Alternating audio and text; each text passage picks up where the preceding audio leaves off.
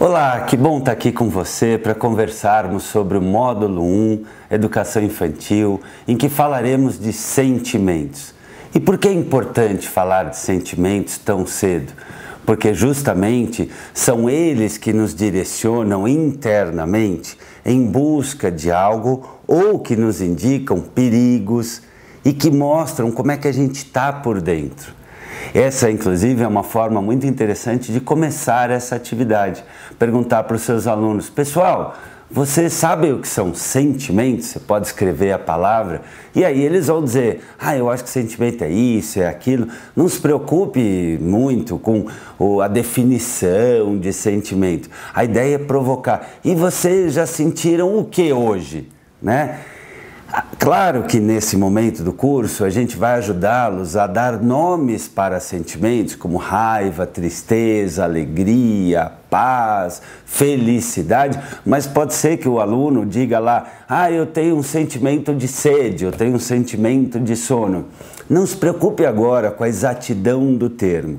No comecinho, é mais interessante despertar o interesse e a curiosidade dos alunos. Você pode também debater com eles, falar assim: bom, e o que vocês mais gostam de sentir? E o que vocês gostam menos de sentir? Só isso já começa a aquecer um pouco a turma, porque ao lembrar de sentimentos gostosos, leves, agradáveis, ou sentimentos mais difíceis, mais pesados, mais duros, eles já começam a evocar na mente alguns sentimentos. E aí você diz: pessoal, então agora vamos dar foco a uma história muito bacana que pode ensinar muito sobre um modo inteligente e bem legal de lidar com os sentimentos.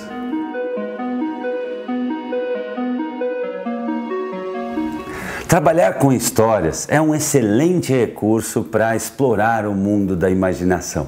Se você pensar, muitos dos grandes aprendizados que nós tivemos até recentemente na história foram transmitidos de forma oral.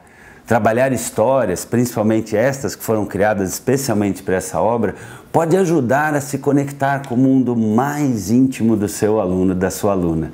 Então, como você vê aí na sua tela, existem duas perguntas para começar a aquecer a imaginação das crianças. Olha só que interessante. No quadrinho verde, quando você fica muito feliz, o que deixa você triste? Como você bem sabe, é bem possível que só o debate sobre estas duas questões leve uma aula inteira. Não se preocupe com isso. É muito importante, professor, que você dê o seu tom, o seu ritmo, o seu jeito. Pode ser que você tenha uma veia mais artística e queira, nesse momento, trabalhar com os alunos uma esculturinha, um desenho ou até uma posição corporal que mostre a tristeza ou que mostre a felicidade. Faça do seu jeito, faça como for melhor para você. A leitura da história, ela tem que ser bem trabalhada. E para isso eu sempre sugiro um recurso que é bem simples, bem econômico, mas pode ajudar bastante. É colocar ali um celular ou uma filmadora e se observar lendo. Sim, porque ler a história muito rápido assim pode distrair os alunos. E também ler uma história de maneira parada, de maneira desanimada, pode dispersar as crianças. Eu gosto muito de sugerir que enquanto a gente está lendo uma história para a criança, a gente vai imaginando as coisas, porque na medida que nós imaginamos, por imitação, por espelhamento, as crianças também vão evocar as imagens que estão sendo lidas e muitas vezes até representar com o corpo aquilo que está sendo lido. Eu vou demonstrar um pouquinho essa minha sugestão, quem sabe ela pode lhe ajudar. Acompanhe na tela a história e de vez em quando a minha imagem. A história e de vez em quando a minha imagem. Vamos juntos? Rafael é um menino cheio de vida. E seu maior sonho é ganhar um campeonato de natação. Queria nadar de forma bem veloz, mas não conseguia e logo desistia de tentar.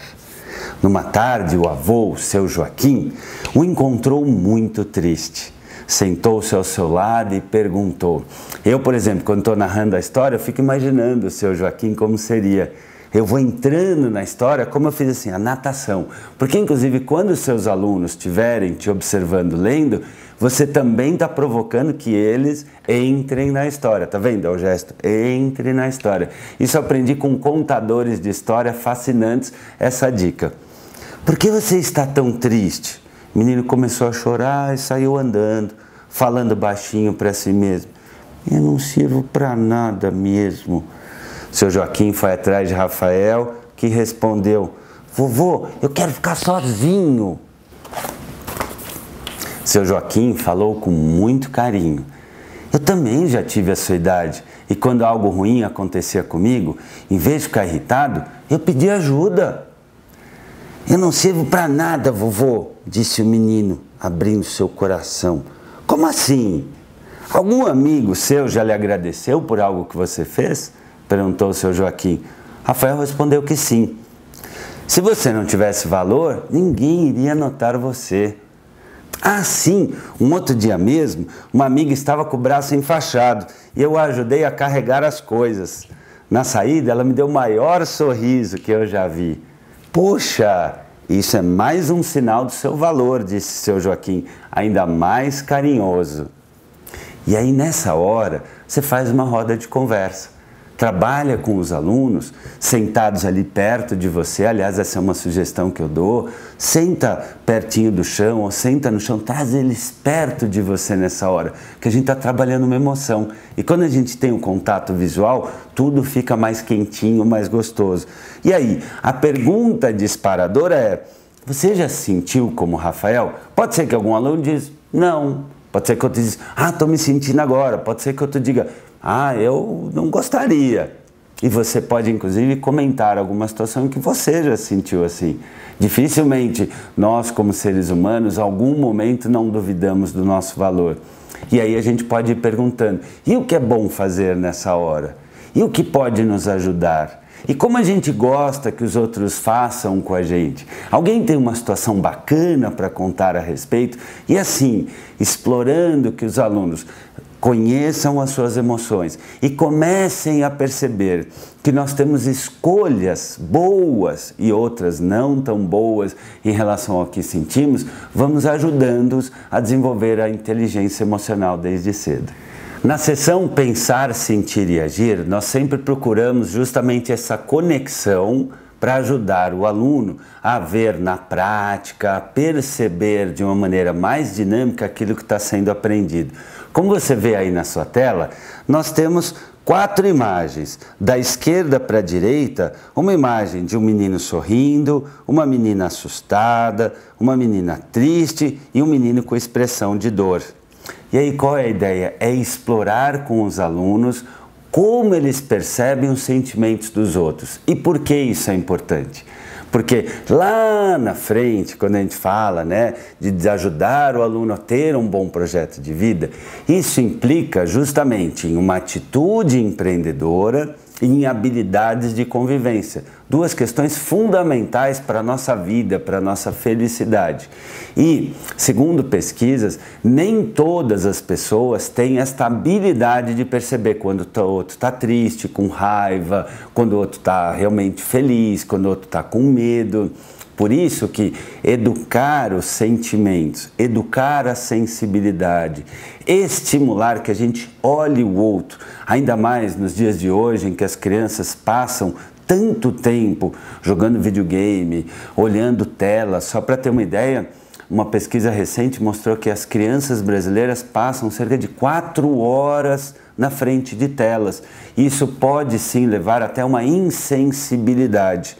Trabalhar a sensibilidade, tanto em relação a perceber como nós nos sentimos, principalmente na relação com o outro, pode ser fundamental para um dia, com o tempo, desenvolver a inteligência emocional, que é, aliás, um dos elementos mais importantes, tanto para a saúde como para a felicidade. Voltando à nossa página do livro, nós temos 4 desenhos. E aí a gente vai pedir para o aluno circular de azul, como você vê na tela, os rostos que apresentam o que ele costuma sentir e de vermelho os rostos que mostram o que ele sente menos no dia a dia. E aí vale a pena voltar à pergunta: quais são os sentimentos mais agradáveis e os mais difíceis? Não se surpreenda se uma criança falar assim, que o sentimento mais agradável é o de tristeza. Você fala assim, como assim? Porque em seres humanos nem sempre as coisas são tão exatas. Pode ter uma criança que aprendeu a chorar, a fazer manha para ganhar carinho. E aí a ideia não é julgar, não tem certo e errado, não precisa fazer terapia de grupo, ao contrário. É sempre pedir para a criança, me fala um pouco mais sobre isso. Me conta mais, deixa eu entender. Nunca pergunta, mas por quê? A pergunta, quando a gente trabalha em emoções, quando a gente pergunta por que você sente isso, você levanta uma defesa do consciente. Quando você pergunta, me fala sobre isso, nossa, fiquei curioso a respeito, nossa, isso me despertou uma curiosidade. Me fala sobre isso. Você perguntando de uma maneira aberta, fazendo uma expressão favorável, você cria um clima de aceitação na turma. E não tem jeito certo, não tem jeito errado de sentir. Aqui a gente quer, de novo, que a criança perceba o que ela sente, que a criança perceba o que o outro sente, que ela comece a nomear alguns sentimentos e, fundamentalmente, que ela perceba, e esse é o grande mérito desse módulo, que ela tem escolhas, que um sentimento feliz tem a sua hora, sua intensidade e o seu lugar, e também os sentimentos tristes ou difíceis fazem parte da nossa vida, mas a gente não precisa ser refém deles.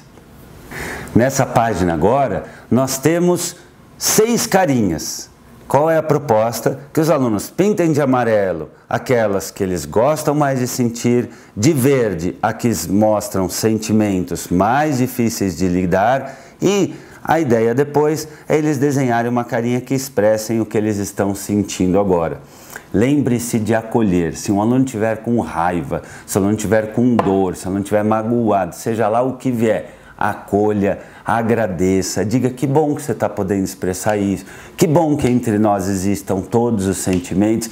E olha, pessoal, como é bom a gente poder se conhecer, a gente poder perceber o outro e respeitar principalmente que todos os sentimentos fazem parte da nossa vida. Uma maneira opcional que você pode também começar essa atividade ou até finalizá-la é pedir que cada criança lembre de algum momento da sua vida muito gostoso, ou muito triste, ou muito difícil, que ela ficou muito zangada, mas não diga o que ela está pensando. Você pode até pedir que 2 alunos saiam e depois um deles volta e vai pensar num sentimento. E aí, ao pensar no sentimento, a turma tem que adivinhar aquilo que a criança está sentindo.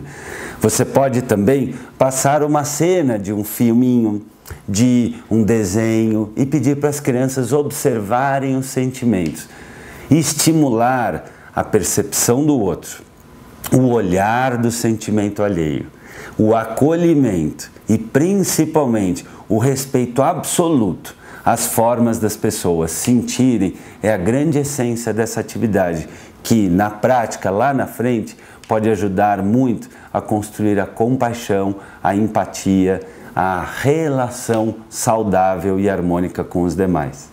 Aí na sua tela você observa 2 perguntas disparadoras. Em verde, o que você aprende com os mais velhos? Em amarelo, o que significa ser humilde? Nós procuramos sempre trabalhar com os alunos essa ideia de que a gente pode aprender. A humildade é uma energia muito poderosa que nos leva à sabedoria. Estimular os alunos que ouvir, aprender, se abrir, receber o outro dentro de nós pode ajudar muito a enriquecer a nossa vida. E também ressignificar a ideia da humildade. Há quem associe humildade com fraqueza, subserviência, passividade, mas nós pensamos diferente. Para nós, a humildade é a força, é a atitude de quem quer evoluir, e é disso que se trata essa parte da história. Vale reforçar que, além das dicas já apresentadas, utilizar elementos visuais e auditivos pode ajudar muito na contação de histórias. Por exemplo, quando você fala, e então a borboleta. Quando você fala do vento. Ou quando você está falando de alguém muito grande, né? Abrir bem os seus olhos, se sentindo um monstro. Você, ao representar com o seu corpo ou até com elementos, quando alguém bateu na porta, né? Fazendo sinais, usando objetos, você vai dando cor, vai dando mais vida para a sua história. Vamos então, acompanhe comigo na sua tela a história e de vez em quando eu vou comentando alguns elementos. Atitude de aprendiz. Rafael, já mais calmo, contou ao seu avô que queria aprender a nadar com velocidade e ganhar uma medalha. O primeiro passo é querer aprender de verdade, explicou o seu Joaquim. Mas eu quero aprender, disse baixinho o menino, ainda de cabeça baixa e triste. Fale mais alto e mais forte o que deseja, disse o avô. Então Rafael falou bem alto e forte. Eu quero e eu vou aprender a nadar bem, igual a um peixe. Isso! Quando queremos uma coisa, precisamos ser humildes e dedicados, disse o avô. Claro que nessa hora você pode lançar para os alunos a pergunta, quem sabe o que é ser humilde? Quem sabe o que é ser delicado? Porque ampliar o repertório de vocabulário do aluno pode ser interessante, alguns talvez saibam, outros não. E de novo, não estamos preocupados com a semântica, estamos preocupados com estimular o aluno a querer aprender mais sobre a moral da história, sobre um aprendizado para a vida. As pessoas humildes não ficam querendo mostrar que são o que não são, nem parecer mais fortes do que são. E a dedicação é a vontade profunda de conseguir algo, é se empenhar bastante e não desistir diante da primeira dificuldade. Ah, mas isso é o que eu mais quero, disse o menino entusiasmado. Percebe aqui? Eu estou reforçando muito essas dicas, porque eu não posso falar disso, menino entusiasmado. Eu tenho que dizer disso, menino entusiasmado. Porque aí a criançada, você sabe muito bem, eles vão fazer, né? Porque eles vão te imitar. Nós temos no cérebro as células espelho que tendem a imitar o comportamento do outro. Meses depois, em um campeonato de natação em sua escola, Rafael foi muito bem. Ele treinou tanto, que enfim aprendeu que quando queremos algo de verdade, devemos usar a humildade para abrir o coração. Ixi, ó, tá vendo? Isso pode acontecer na sua aula. Meses depois, em um campeonato de natação em sua escola, Rafael foi muito bem. Ele treinou tanto, que enfim aprendeu que quando queremos algo de verdade, devemos usar a humildade para abrir o coração e a dedicação para nos esforçarmos até realizar nossos sonhos. Ele não foi o campeão, mas se sentiu muito satisfeito, pois nadou muito bem. Ele evoluiu bastante e ganhou uma medalha de bronze pelo 3º lugar no campeonato. A ideia aqui não é estimular que o aluno, então se eu me esforçar vai dar tudo certo. Ao contrário, faz parte do desenvolvimento da inteligência emocional que a gente construa uma atitude de automotivação, porque a vida tem adversidades, adversários, dificuldades, contornos, ajustes, adaptações. Então a gente nunca deve associar que, olha, se você der o máximo de si, se você se empenhar, com certeza tudo vai dar certo. Isso pode levar a uma ilusão, porque a vida prática não é assim. Então, a ideia aqui da história é mostrar, olha, o garoto abriu o coração, o garoto se dedicou, se empenhou, ficou satisfeito consigo e ele conseguiu crescer, aprender e melhorar como pessoa. E na roda de conversa, como você vê aí na sua tela, a pergunta é: quem ajuda você a enfrentar situações difíceis? Pode ter um aluno que diga, meu pai, minha mãe, ninguém. E aí a gente pode dizer, bom, e se ninguém nos ajuda, o que a gente pode fazer em relação a isso? Devolve para os alunos a pergunta, empodera o seu aluno de encontrar suas próprias respostas. E aí vai ter um aluno que vai dizer assim, eu quando estou com uma dificuldade, eu gosto de ficar sozinho. O outro vai dizer, eu gosto de pedir ajuda. Eu pergunto para o professor. Eu converso com Deus. Eu fico em silêncio. Eu bato nas pessoas. Tá, ok. E de que forma bater nas pessoas, de que forma morder alguém vai te ajudar a ficar mais calmo? Porque eu fico mesmo. Ok, essa é uma maneira, não julga o aluno, acolhe o aluno. Aí você pode perguntar para eles, ok, e tem outras maneiras que possam ser boas para a gente e boas para o outro também? Será que a gente se sentiria melhor se a gente fizesse uma coisa que vai nos acalmar, vai nos animar, vai nos aliviar e também não vai causar prejuízo nenhum aos outros? Que tal a gente pensar nisso? Fazendo convites ao invés de dar broncas, mostrando caminhos ao invés de criticar, a gente vai mantendo o clima gostoso e trabalhando as emoções de uma maneira delicada. Agora, como você vê aí na sua tela, na seção Pensar, Sentir e Agir, nós trazemos para a prática o aprendizado anterior. E a ideia é justamente estimular, primeiro que o aluno pinte a palavra a humildade, do modo como ele achar interessante. E, se você ainda não fez, é o momento de retomar o que é a humildade, que partes vocês acharam mais legais na história, vocês já viveram algo parecido? Puxa, ele se esforçou, mas não ganhou medalha, e daí? Tem problema? Não tem? Do que vocês poderiam se esforçar mais? E como você vê aí na sua tela, refletir com os alunos sobre algo que eles desejam realizar e pedir para que eles desenhem no espaço abaixo. Na próxima página, você vai pedir que os seus alunos façam um X na cena que a menina está se dedicando aos estudos. Fica claro que é a cena da esquerda. E é claro que você pode também pedir que eles contem situações, isso é muito importante, né? Por isso que é pensar, sentir e agir, em que eles se perceberam nesses últimos dias, que você sabe, não adianta falar mês passado, ano passado, nesses últimos dias, né? Ou pode ser hoje. Em que situações vocês se esforçaram para fazer alguma coisa? Que situações vocês poderiam se esforçar mais? Quem aqui se acha um garoto, uma garota bem esforçado? E claro, contar alguma situação em que você, por exemplo, olha, eu não sabia fazer isso, me dediquei muito, fiquei super feliz. Isso pode estimular muito porque você é um modelo, é um referencial, uma inspiração para eles. Eu adoro esse momento do curso que é o para ler e brincar.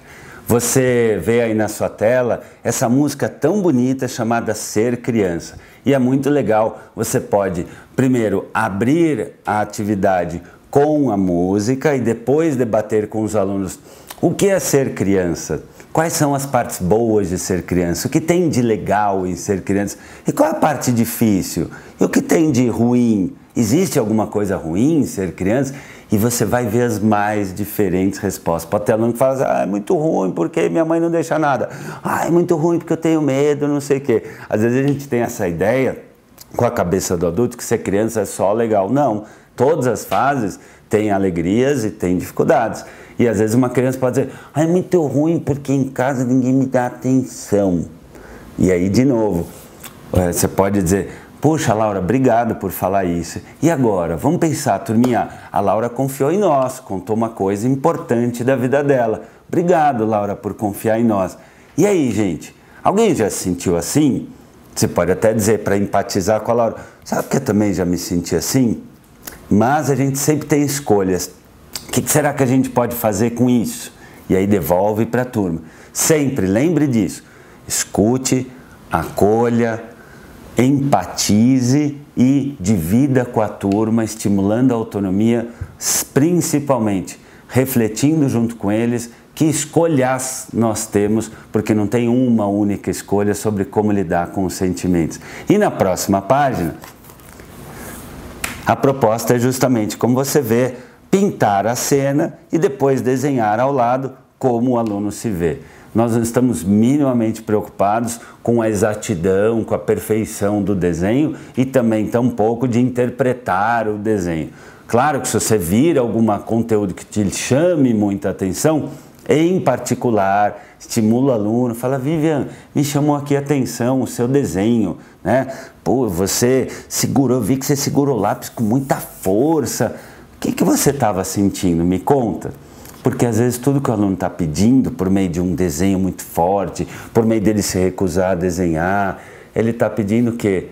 Acolhimento, empatia, está pedindo para ser visto. E nada como às vezes segurar no ombro, dar um sorriso e dizer: puxa, que bom que aqui entre nós você possa manifestar o que você está sentindo.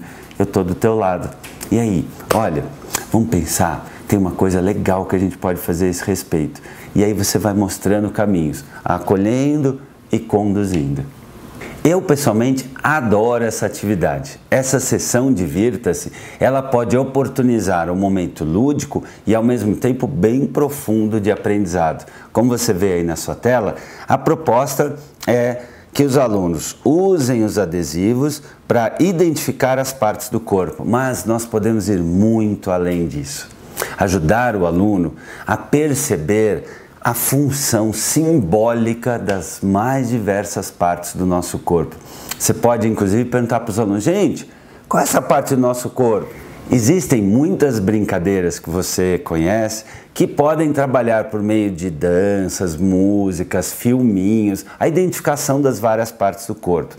E aí você pode também dizer: bom, gente, ok, a gente já sabe um pouquinho o nome das várias partes do corpo, mas para que serve os olhos? E aí os alunos falam: para ver. Que mais? É para ver. E que mais? Para perceber o mundo, para olhar os sentimentos do outro, porque aí você faz uma retomada da historinha, para observar no que a gente vem mudando, para observar como as pessoas, como os animais, como a natureza está, porque se eu vejo uma planta mais murchinha, eu estou usando o meu olho para perceber que eu posso cuidar melhor dela. Se eu vejo um animal de estimação chorando, eu estou percebendo que eu posso cuidar melhor dele. Se eu vejo um amiguinho sozinho, eu posso usar dos meus olhos para me conectar com ele e ir lá fazer carinho, fazer companhia, bater um papo com ele ou até chamar para uma brincadeira. A ideia é justamente estimular as crianças a fazerem um bom uso da sua sensibilidade e por isso o recurso de não só saber que a cabeça serve para pensar, mas que dentro da cabeça a gente pode cultivar pensamentos bons e pode cultivar pensamentos que não são tão bons, assim como as mãos, que podem servir para quebrar alguma coisa, podem servir para dar um carinho ou, muito melhor, um abraço. Na sequência, na página 19, como você vê, nós temos valores e atitudes. E a ideia, como você pode observar, é reforçar a importância do desenvolvimento de valores. Eu costumo até dizer que são os valores que nos valorizam. Quem pratica valores se torna uma pessoa mais valorosa. Ironicamente, se a gente perceber no nosso dia a dia, as pessoas mais importantes, mais interessantes, mais relevantes na nossa vida são aquelas que nos ajudaram a fortalecer nossos próprios valores, não é?